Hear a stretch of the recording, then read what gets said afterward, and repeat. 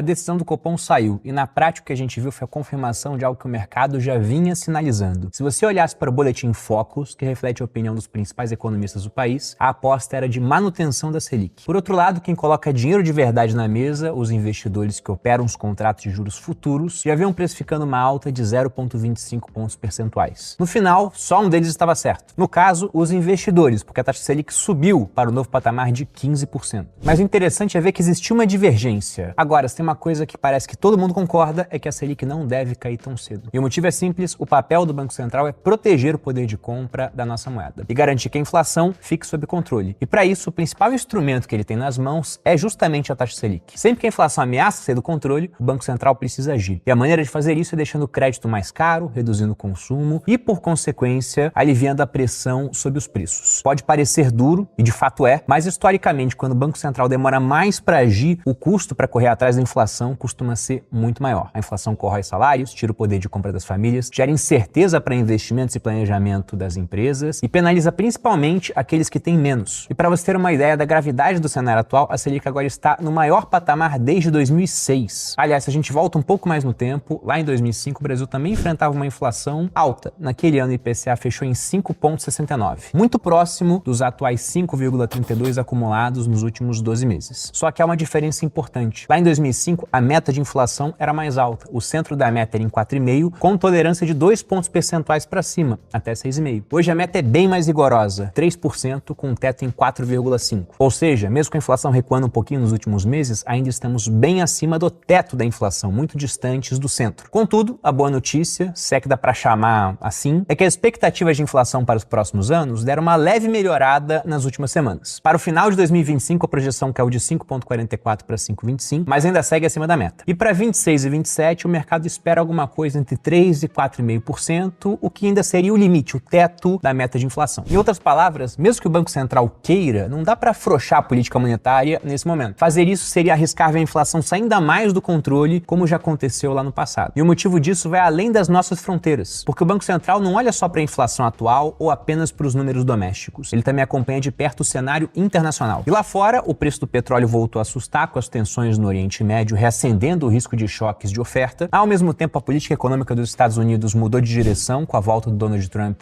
ao poder, e aí você tem pacote de corte de impostos, o que diminui a arrecadação, tarifas, o Federal Reserve com cada vez menos espaço para reduzir os juros. E você tem que pensar por que isso importa pra gente. Porque quando os juros lá fora ficam mais altos, aquilo tende a sugar a liquidez internacional, vira um imã de dinheiro, fazendo que investimentos saiam do Brasil. Na hora de sair, esse real é trocado por dólar, então a cotação do dólar pode ficar mais alta, ou seja, o dólar pode vir a se valorizar, com isso teríamos inflação mais alta. E justamente para evitar que esse tipo de coisa aconteça, o Banco Central precisa manter juros elevados para evitar uma desvalorização maior do real. Agora, se tudo isso parece só uma discussão técnica sobre juros e metas, é porque ainda não falamos da parte que realmente importa, que é como a inflação mexe diretamente com a sua vida. Quando a inflação sobe, o impacto ele é direto e imediato. A primeira consequência é a perda do poder de compra do dinheiro. O seu salário permanece o mesmo, mas o custo dos produtos e serviços aumenta. O resultado, as pessoas passam a consumir menos. O orçamento que antes permitia uma compra completa no supermercado, hoje não dá conta de todos os itens. E essa redução de consumo não acontece só pela alta de preços. Ela também aparece de forma mais discreta nas embalagens e nas prateleiras dos mercados. Um fenômeno cada vez mais comum, conhecido em inglês como shrink inflation, aqui a gente traduz para reduflação, mostra isso. O produto ele continua com o mesmo preço, mas a quantidade diminui. O pacote de café que antes tinha 500 gramas, agora tem 400. Caixa de cereal que antes tinha 1 quilo, vira 850. O sorvete de 1 litro agora tem 900 ml. Só que costuma haver um limite para a redução desse tamanho. E quando o produto já não pode mais diminuir, a indústria parte para uma outra estratégia, na minha opinião, até pior, que é a troca de ingredientes, pegando ingredientes de maior valor nutricional e que por isso costumam ser mais caros e colocando porcarias no lugar. É assim que a cobertura de chocolate vira sabor chocolate, que o leite vira bebida láctea, que o suco de frutas dá lugar a néctares com menos polpa e mais água, que o café vira sabor café. E não é só no supermercado que a inflação pesa, ela também atinge o custo da energia elétrica, do gás de cozinha, do transporte, educação, saúde. Ou seja, mesmo quem tenta reduzir o consumo acaba sentindo impacto nas despesas básicas. E um outro grupo que sofre com a inflação também é o poupador, aquele cara que até faz o dever de casa gastando menos do que ganha, mas não é sofisticado na hora de investir o seu dinheiro. Ele deixa aquele dinheiro simplesmente parado na conta ou na poupança, que é o que ele conhece, e vê o valor real desse dinheiro diminuir. Nominalmente ele até tem algum ganho, a poupança rende alguma coisa, mas malha ela vai empatar com a inflação. Quando não vai render menos. Porque se você pega mesmo em anos de Selic mais alta, onde a poupança costuma entrar naquela regra de 0,5% mais TR, ainda assim ela pode não subir o equivalente à subida do seu custo de vida. E essa é uma das consequências mais perversas da inflação. Ela pune justamente quem tenta ser financeiramente responsável. E nas faixas de renda mais baixas, o impacto é ainda mais forte, porque a maior parte do orçamento das famílias, aquelas com menos renda, na faixa do salário mínimo ou um pouquinho acima disso, vai justamente para alimentação e serviços essenciais. Ou seja, você não tem nenhum consumo discricionário que pode ser cortado, eles estão gastando simplesmente com o básico. E que infelizmente são os itens que mais têm subido de preço nos últimos meses. O resultado disso, uma perda real e contínua de qualidade de vida. E para entender de onde vem toda essa pressão inflacionária, é necessário que você olhe lá para Brasília. Porque mesmo que a gente tenha batido o recorde de arrecadação, o governo segue gastando muito mais do que arrecada. Para você ter ideia, em 2024, você pode fazer essa pesquisa na internet e você veria que janeiro foi recorde, fevereiro, março, abril, maio, junho, julho, agosto, setembro, outubro, novembro, dezembro. Foram 12 meses de volta mais rápida atrás de volta mais rápida. O Brasil arrecadou mais de 2,7 trilhões. No entanto, apesar de ter arrecadado como nunca, a gente também gastou como nunca. E o resultado disso é que o nosso déficit nominal, que já inclui essa diferença entre arrecadação e gastos e mais os juros da dívida, está se aproximando do incrível patamar de 8% do PIB, um dos maiores do mundo, como você pode ver nos gráficos. Para você ter ideia, o Brasil só perde em termos de déficit nominal para países como Bolívia, que está extremamente fragilizada, praticamente não tem mais dólares no país, e Rússia, que está em guerra. E a dívida bruta do governo já está se aproximando da casa de 80% do PIB, com viés de alta. O próprio Banco Central, no último relatório de inflação, já alertou para o risco fiscal crescente. E como se o tamanho da dívida não fosse suficiente, bem acima da média dos emergentes, também tem outro fator que agrava ainda mais a situação, que é o fato do peso dos juros no orçamento público. Porque vários países têm dívidas muito altas. Os americanos estão devendo quase 130% do PIB. No Japão, passa de 200%. Mas se você olha os juros dos Estados Unidos e no Japão, eles são juros muito baixos comparados aos nossos. E o resultado disso é que só nos últimos 12 meses o Brasil desembolsou quase 930 bilhões em pagamento de juros. Isso representa algo em torno de 7,7% do PIB, segundo o próprio Banco Central. Para você ter uma ideia, esse gasto com juros ele consome praticamente 31% de toda a arrecadação do governo federal. Ou seja, quase 1/3 de tudo que o governo arrecada, tirando dinheiro do nosso bolso, some só para pagar os juros da dívida. Isso antes mesmo de pensar em saúde, educação, segurança ou qualquer serviço público. E aí alguns vão falar, né? O pessoal da esquerda gosta muito de falar isso. Pô, mas a culpa então é dos investidores gananciosos que querem mais dinheiro. Vamos lembrar que essa dívida só existe porque o governo gasta mais do que arrecada. Aliás, vamos tirar governo porque parece que eu tô concentrando só nesse, né? Mas na verdade isso é quase uma política de Estado no Brasil. Praticamente desde 2014, a gente, com exceção do último ano do governo Bolsonaro, com um certo truque ali da questão dos precatórios também, então a gente pode falar que basicamente o Brasil vive gastando mais do que arrecada através de, entre aspas, um cheque especial. Só que, à medida que a gente continua gastando mais do que arrecada e tornando a dívida cada vez mais alta, os juros também ficam mais altos para financiar essa dívida, já que a gente se torna um devedor mais arriscado. Só que isso aumenta ainda mais o nosso déficit. E aí, com isso, o risco aumenta, investidores tiram dinheiro daqui, o dólar sobe, a inflação sobe, para conter a inflação, os juros ficam mais altos, numa espécie de círculo vicioso do mal. E aí nós temos um problema aqui no nosso país, porque, diferente do que acontece nos Estados Unidos, onde boa parte da dívida é prefixada, aqui a maior parte da nossa dívida é atrelada à taxa Selic. De modo que quando ela aumenta ou permanece alta por períodos maiores, o que a gente deve ver ao longo de 2025, o carrego dessa dívida fica ainda maior. Aí o mercado olha o tamanho da dívida, olha o tamanho do déficit, que fica maior com esses juros mais altos, e exige um prêmio de risco cada vez maior. E aqui que entra um ponto que muita gente esquece. Porque quando uma empresa ela gasta mais do que ela fatura, com o tempo ela tende a quebrar. Quando uma pessoa faz a mesma coisa, ela fica com o nome sujo, ela perde crédito, pode ter a conta bloqueada e não consegue mais se financiar. Mas quando é o governo que gasta mais do que arrecada, a conta não sobra só pro governo, ela sobra pra você, pra gente. Por vezes essa conta ela vem disfarçada na forma de novos impostos, com a desculpa da justiça social, que o governo tem tentado fazer bastante. Só que o Brasil já tem uma das maiores cargas tributárias do mundo. Se você pega dados do FMI, a nossa arrecadação já equivale a quase 40% do PIB. Isso supera a média dos países mais ricos do G7 e também supera bastante a média dos países emergentes, como você pode ver nesse gráfico. Mas os efeitos não param por aí. O descontrole fiscal provoca fuga de capitais, disparada do dólar, alta dos juros e, no final, recessão e empobrecimento generalizado da população. Na prática, você acaba sofrendo uma mistura de tudo isso. E por que os políticos continuam recorrendo a essa escolha? A resposta é bem simples, porque o sucesso político não vem do controle da máquina de imprimir dinheiro, vem do seu uso. Então, quanto mais um político gasta, principalmente uma população pouco educada, o retrato do Brasil, maior a chance de que ele venha se reeleger. Só que a conta uma hora chega. E o próprio ministro da Fazenda, ele já admite publicamente, né? O Brasil dificilmente vai cumprir a meta que foi estipulada lá atrás de zerar o seu déficit primário em 2025. Lembrando, esse é só o primário, diferença entre arrecadação e gasto. Ainda tem toda a questão dos juros da dívida. E a solução para o ministro, para o governo, para tentar equalizar mais essa conta, é continuar aumentando imposto. Afinal, parece que falar de corte de gastos lá em Brasília é algo proibido. E devido a isso, nós tivemos nas últimas semanas um vai e vem na questão tributária aqui no país. O Executivo editou 3 decretos diferentes, mexendo no IOF, e ainda tenta emplacar uma medida provisória para aumentar a tributação sobre investimentos antes isentos, aumentar para aqueles que já tinham imposto, né, colocar 17,5%. Eu, inclusive, fiz um vídeo específico sobre isso, eu vou deixar o card aqui. E o objetivo, claro, é aumentar a arrecadação a qualquer custo, mas talvez, né, isso não seja mais possível. Porque na última segunda-feira, a Câmara dos Deputados deu um recado claro ao Planalto. Com 346 votos a favor e 97 contra, os deputados aprovaram com urgência a derrubada daquele decreto do aumento do IOF. Isso traz uma tensão a mais para o clima político. O Congresso está insatisfeito, a relação entre o Executivo e o Legislativo ela tá ruim, talvez até um dos piores pontos desde o início do mandato do governo Lula. Atraso no pagamento de emendas parlamentares, essas medidas impopulares de aumento de imposto também não costumam ficar muito boas em anos mais próximos de eleição, e o próprio desgaste crescente com a condução da economia, o que se reflete nas pesquisas de opinião. Se você pega as pesquisas mais recentes, a aprovação do governo ela tá em queda livre. E isso acontece mesmo em eleitores de renda mais baixa, que teoricamente seria uma base de apoio maior para o governo Lula. Só que esses também são os que mais sofrem com o aumento da inflação, no preço dos alimentos e na perda do poder de compra. E aí com isso a gente tem esse retrato, onde de um lado o governo ele segue gastando, do outro o Banco Central ele tenta conter os danos à medida que ele aumenta juros, o que não é um processo inócuo, né? No meio disso todos nós pagamos a conta, através de crédito mais caro, uma inflação ainda persistente, e a sua consequência que é a perda do poder de compra do dinheiro. E para fechar esse vídeo fica a pergunta mais importante, né? Porque para quem já leu meu livro, eu tenho uma opinião muito clara sobre a inflação em moeda fiduciária. Na época da pandemia a gente ouviu bastante os presidentes do Banco Central pelo mundo falando que a inflação era temporária, mas na verdade o que é temporário é a nossa vida, o nosso tempo aqui. A inflação em moeda fiduciária ela é permanente, é uma política de Estado, ela extrapola governo. Então entra governo, sai governo, você vai continuar vendo nos sites dos bancos centrais pelo mundo uma meta de inflação, que à primeira vista parece pequena, né? Mas se você bota 4,5% de inflação ano após ano, em 10 anos seu dinheiro está comprando metade das coisas que comprava anteriormente. Evidentemente há moedas que sofrem mais com inflação e outras que sofrem menos, mas toda moeda fiduciária tem a mesma direção, para baixo. Por isso, quando algumas pessoas perguntam, pô, como é que eu faço para me proteger do que está acontecendo? Tem uma velha frase que eu falo sempre, né? Eu acho que o investidor prudente é aquele que tira uma parte do dinheiro do país para economias que sofrem menos com esse processo e também o país do seu dinheiro, e não só o Brasil, todos os países, porque, como eu disse, moeda fiduciária para baixo. Na hora que ele começa a adentrar o mundo cripto, principalmente através do Bitcoin.